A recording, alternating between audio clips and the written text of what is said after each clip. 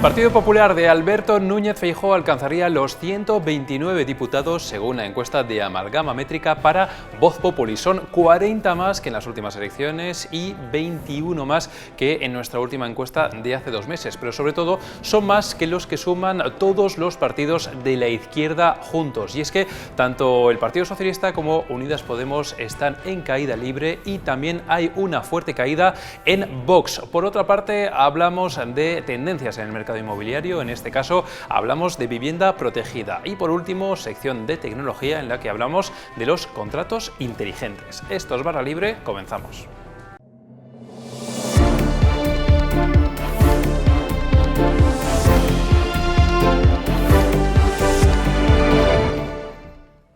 Y comenzamos ya esta edición de Barra Libre con esta encuesta de Amalgama Métrica para Voz Populi que muestra la consolidación del efecto Feijóo. Queremos comentar esta encuesta con Borja Negrete. ¿Qué tal, Borja? ¿Cómo estás? Muy bien, Alberto. Espero que tú también. Bueno, Borja, vamos a empezar viendo aquí lo que está pasando en la derecha, si te parece. Vamos a ver cómo el Partido Popular de Alberto Núñez Feijóo subiría y mucho, auparía el líder gallego al PP hasta los 129 escaños y esto en parte se puede explicar también por la caída de Vox, que pasa de 70 en nuestra última encuesta a 58.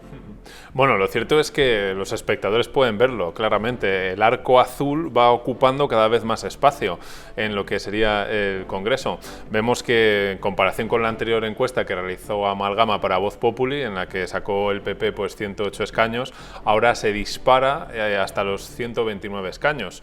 Esto pues la verdad que supone lo que podríamos llamar un chupinazo para Feijóo, por utilizar un término así reciente como ha sido San Fermín y tal, ¿no? Y por supuesto, el efecto Feijóo, efecto de ese candidato moderado que es capaz de aunar votos de diferentes formaciones, de centro izquierda, centro derecha, pues vemos que electoralmente pues sale bastante rentable, porque en las elecciones de 2019 el PP tenía 89 escaños con Pablo Casado, bastantes menos que ahora, o sea, prácticamente estamos hablando de más de 30 escaños más ahora con Feijóo que los que teníamos con Casado. Además, se va consolidando esa tendencia ascendente que va mostrando Feijóo después del cisma que hubo y los problemas que hubo con Pablo Casado, que ahí pues el PP estaba abajo, estaba incluso por debajo de los 108 escaños, las encuestas le daban 98. Vemos frente a ese subidón del Partido Popular en estos últimos meses cómo está ese bajón que ya comentábamos de Vox, pero también de otras formaciones, en este caso en la izquierda del arco parlamentario. Vemos como el Partido Socialista, que ya estaba por debajo de los 100 diputados en nuestra última encuesta, ahora ya va cayendo hasta los 96, Unidas Podemos que también baja, y esto entre estos y Vox pues se explica un poco también esa subida del PP, ¿no? Sí, es decir, mientras hay un ascenso meteórico del Partido Popular, pues tenemos a una fuerza que ha bajado bastante con respecto a la anterior encuesta que hicimos en abril, que es Vox, que baja hasta los 58 cuando tenía 70, cuando le daban 70 asientos en el Congreso, y mientras que la izquierda pues también sigue como hundiéndose poco a poco, pero de manera más lenta. Tenemos pues al Partido Socialista, que ahora le damos 96 escaños frente a los 99 que tenía, luego Unidas Podemos, que ahora tiene 23, tendría 23 en caso de producirse unas elecciones, frente a los 26 que se les daba en su día. Parece ser que, bueno, a pesar de que la encuesta en el momento en el que se tomaron los datos había sido después de la cumbre de la OTAN, eso que ha sido celebrado pues con bastante éxito, eso no frena la caída de votos de Pedro Sánchez. Y luego con Podemos pues parece ser que tampoco ha sentado muy bien la retórica anti-OTAN y el viaje de Irene Montero a Nueva York, porque sigue perdiendo escaños. Vemos que el único partido de la izquierda que crece un poco es Más País, y luego también hay otro partido, también esto es muy llamativo, que desaparece del arco parlamentario, que es Ciudadanos, un poco a imagen de lo que ya hemos visto en las elecciones andaluzas hace apenas una semana. Sí, es verdad que las elecciones andaluzas la verdad es que han sentado como una tendencia que está repitiéndose por lo que nos dice la demoscopia a nivel nacional, tanto en el caso del PP pues con ese aumento, en el caso de Vox que frenándose, y en el caso de Ciudadanos, pues con la desaparición. El partido está ahora inmerso en un proceso de refundación que quiere ir hasta las raíces mismas del concepto de centro político, es decir, se va a explicar, como adelantamos hoy en Voz Populi, se va a preguntar a todos los ciudadanos, a todos los representantes, municipales del partido, pues que si hay que pactar más con el PP o con el PSOE, si debemos defender un Estado de las autonomías o más poder central, es decir, está en ese proceso porque es evidente que las encuestas pues siguen mandando al abismo a Ciudadanos, que eso es, en esta última perdería el único diputado que le daban las anteriores encuestas que hemos hecho aquí en Voz Populi. Borja, me estabas hablando hace un momento de ese poder que parece que tiene Alberto Núñez Feijóo para acaparar votos a izquierda y a derecha, y esto se ve en el siguiente grafismo que vamos a mostrar ahora, en el que vemos claramente cómo el Partido Popular gana pues más de 2 millones de votos desde las últimas elecciones, pero sobre todo aquí yo veo un elemento en común que tienen el Partido Socialista, Unidas Podemos y Ciudadanos, y es que los tres se dejan casi 1 millón de votos cada uno. Sí, sí, es tremendo. La verdad que yo creo que la imagen lo dice todo. Tenemos a el Partido Popular de Feijóo disparado, y es que según los datos que tenemos de transferencia de voto, al final Feijóo consigue mucho votante de Ciudadanos, porque claro, pues representa esa figura moderada que puede gustar a unos y a otros, pero es que también consigue votantes de Vox y de PSOE. Es decir, y además en un porcentaje más o menos similar, o sea, se calcula que hay un 10% de voto de Vox que va al PP y un 10% también de votantes del PSOE que van al PP. Luego, también una lectura que me parece interesante es que Vox, pese a que va perdiendo escaños respecto a las anteriores encuestas, pues realmente la caída no es tan grande si la comparamos con las elecciones de 2019, porque vemos que suma pues unos votos más y bueno, pues ganaría algún diputado.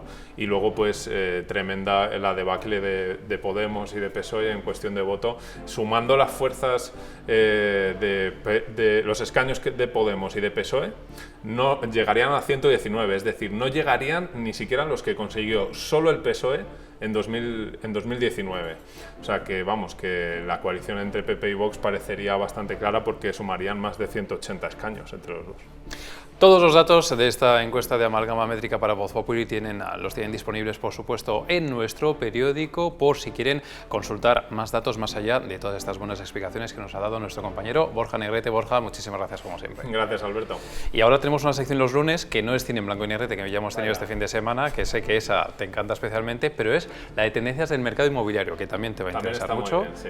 Esa también está muy bien, con nuestro compañero Joaquín Hernández, que hoy nos va a hablar de vivienda protegida. Lo escuchamos. La ley de vivienda divide a los diferentes grupos políticos e incluso al gobierno respecto a los empresarios, pero hay un punto en el que todos están de una u otra manera de acuerdo, o al menos mucho más de acuerdo de lo que podría parecer, y esto es el punto sobre el origen del problema de la vivienda en nuestro país, que tiene que ver con la falta de vivienda protegida, de vivienda a precios protegidos. ¿Y por qué decimos que hay un pecado original detrás de este problema? Porque la realidad es que el Estado español desarrolló un montón de viviendas, entre 2 y 3 millones de viviendas a precios protegidos en la última mitad de siglo, en los últimos 50 años. Sin embargo, todo este esfuerzo que realizó el Estado ahora no le reporta ningún beneficio, puesto que la mayor parte de estas viviendas han ido progresivamente saliendo del mercado protegido y pasando al mercado libre, bien por cesión, bien por venta, y ahora es cuando se empieza a ver, cuando se empieza a sufrir esa decisión quizá cortoplacista, buscando fomentar el hecho de que los españoles puedan tener su propia casa y que ahora de alguna manera se empieza a pagar. El punto es que a día de hoy el parque social es de menos de 300.000 pisos, una cuota ínfima sobre el mercado, sobre todo si se la compara con la de países del entorno, como los Países Bajos, donde la cuota de vivienda a precio protegido es 15 veces superior, o incluso en el caso de la vecina Francia, donde la cuota es 7 veces superior a la de España. El problema cobra mayor relevancia y trascendencia pública si se considera que no se puede resolver o que es difícil que sea resuelto en un corto periodo de tiempo si nos atenemos a lo que es la inversión puramente privada. Esto es, la inversión privada sin ayuda de la pública difícilmente resuelva el problema de la vivienda protegida en España. Y esto, para llegar a esta conclusión, partimos de los niveles de inversión, de la evidencia que nos arrojan los niveles de inversión privada en vivienda desde el año 2019, esto es, en los niveles recientes. Estamos hablando de que en el 2019 recién los fondos empezaron a invertir en vivienda nueva de alquiler, en promover viviendas de alquiler que puedan apelar a ese público que no puede comprar viviendas por su cuenta, y en el 2019 se levantaron, o mejor dicho, se invirtieron para promover en el futuro unas 3.000 viviendas, y en el mejor de los escenarios se estima que en este 2022 la inversión llegará para poner en el mercado otras 12.000 viviendas, esto es, la inversión va progresivamente creciendo, va al alza, pero no quizá con la velocidad que requiere el problema que tenemos de un déficit de 1 millón de viviendas. Esto significa que si solo dependiéramos de la inversión privada en la velocidad con la que va hoy, deberíamos esperar casi un siglo para que el problema de la vivienda se resuelva en España.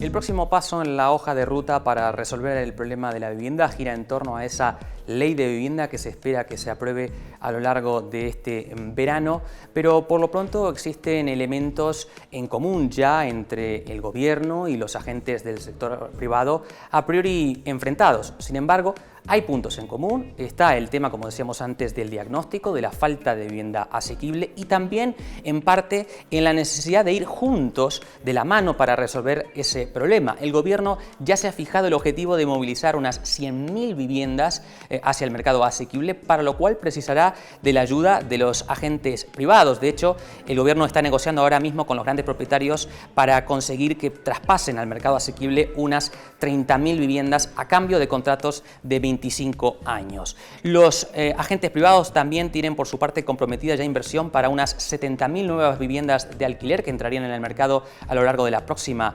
década, pero en contrapartida de todo esto está, o mejor dicho, colean ciertas sensibilidades dentro del gobierno de coalición que defienden otro tipo de medidas para contener los precios. Esto es, la regulación del alquiler, que está mal vista en el sector privado, ya que de alguna manera afronta el problema de la vivienda no por la vía de estimular la oferta, sino por la vía de limitarla, lo cual desde algunos puntos de vista no hace ni conseguiría sino todo lo contrario.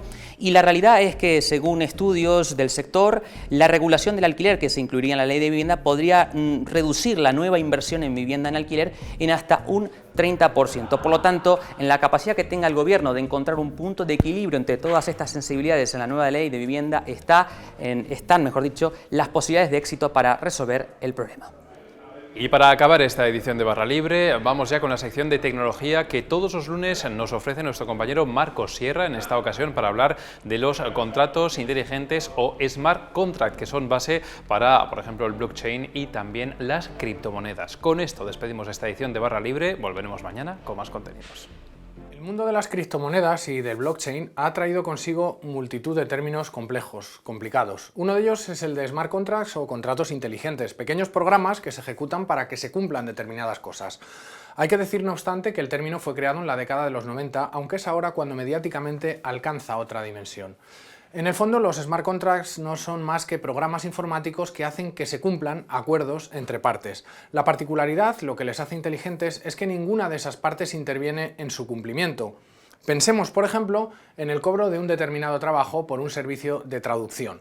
El sistema tendrá establecido, por poner un ejemplo, que cuando el traductor haya subido 300 palabras a la plataforma de traducción se ejecute el pago automático de la cantidad estipulada por quien contrata sus servicios. Otro ejemplo sería el de las casas de apuestas, que deben gestionar los pagos cuando acaban, por ejemplo, de gestionar un partido de fútbol con las diferentes variables sobre las que han apostado los usuarios. Un contrato inteligente permite adjudicar el pago correspondiente de forma automática a cada persona. Así de simple y así de complejo es, porque esto requiere de un montón de instrucciones de programación, de líneas de código que están detrás de los contratos inteligentes. Las criptomonedas utilizan mucho este formato porque de esta manera se pueden automatizar diferentes procesos, como por ejemplo en los casos de financiación de proyectos a través de criptomonedas, las llamadas ICO o Initial Coin Offering.